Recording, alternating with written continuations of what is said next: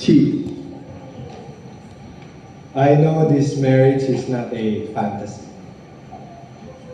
We have so much differences. Some are very obvious. Others yet to be discovered.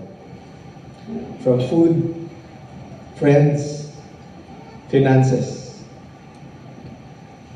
Si Luigi ay Calvinist pagdating sa pera. Once saved, always saved. Ako Arminian. Savings can be lost. Kaya medyo magkaiba kami. We seemingly move from opposite directions. But if there is one common ground, it is the firm foundation of love.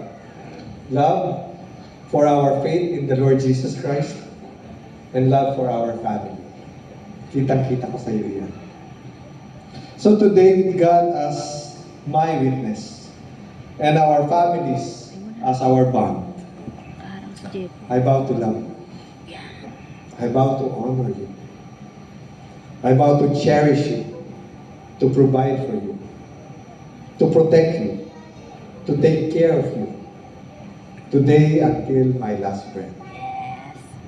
And yes, this may not be a fantasy, but I hope and pray that we can start with a fantastic life together. In the name of the Lord, I make this promise.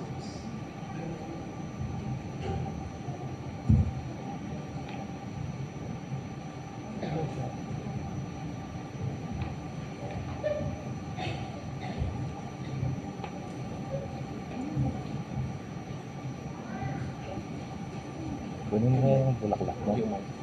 Yung mic, ano yung mic? Daddy, thank you for your love and care, not just for me, but also for my family. I promise to do the same to you and to Kuday. Thank you for sa pagmamahal mo sa akin, pagtsatsaga at pasensya. Kahit na tupakin ako, malihip ako, at may mga mood swings. Who's your daddy? I will try my best, by the grace of God, to be more patient, gentle, understanding, and mas affirmative sa'yo. Thank you.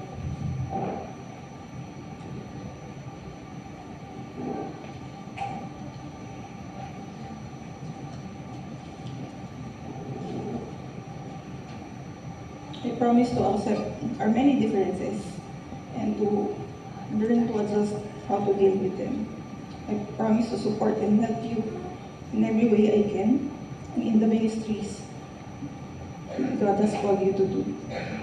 You are my pastor, my partner, my best friend, and starting today, my husband. I look forward to serving the Lord with you. More food trips, more travels, and all the amazing things we'll create together. I will cherish every moment with you. You are God's best for me. I love you so much.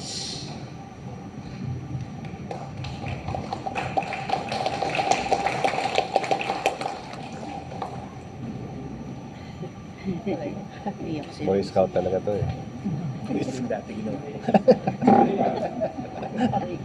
Pumuna kayo, Pastor.